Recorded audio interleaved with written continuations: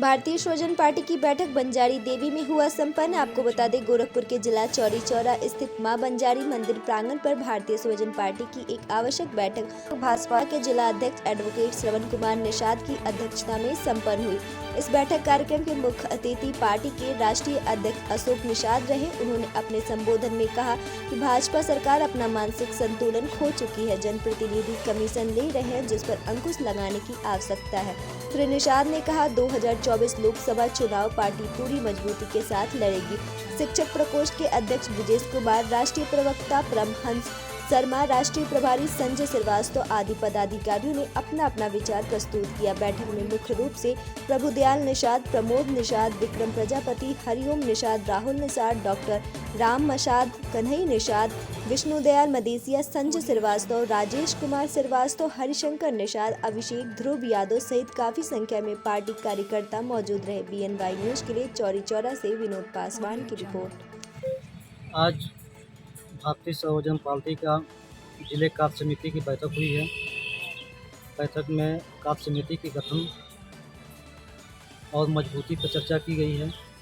2024 लोकसभा के चुनाव पर चर्चा की गई है। चुनाव पूरी मजबूती से लड़ा जाएगा।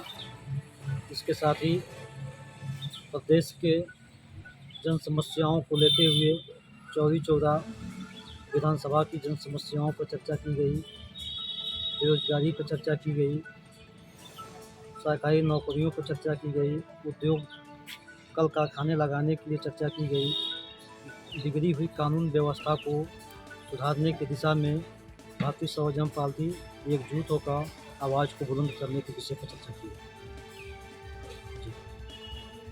में किसी पार्टी से गठबंधन करके चुनाव लड़ेंगे या फिर भारतीय स्वजन पार्टी अभी अपने संगठन पे मजबूती पे बल दे रही है। अकेले चुनाव लड़ने की दिशा पे कार्य कर रही है। अभी हम गठबंधन की दिशा में नहीं चल रहे। पार्टी का मुख्य उद्देश्य क्या है? पार्टी का मुख्य उद्देश्य देश को अच्छी स्वास्थ्य, चिकित्सा, शिक्षा, सरकारी नौकरी और जन समस्याओं के विशेष मुद्दे पर सबके चेहरे पर खुशहाली दिखे, ये हमारी मुद्दे है। आपकी पार्टी कितने स्थानों से चुनाव लड़ेगी? भारतीय स्वजन पार्टी उत्तर प्रदेश में आपका गोरखपुर, देवरिया जनपद, कुशीनगर, लखीमपुर खीरी, बस्ती, महाराजगंज, इसके साथ ही पड़ोसी प्रदेश बिहार और झारखंड से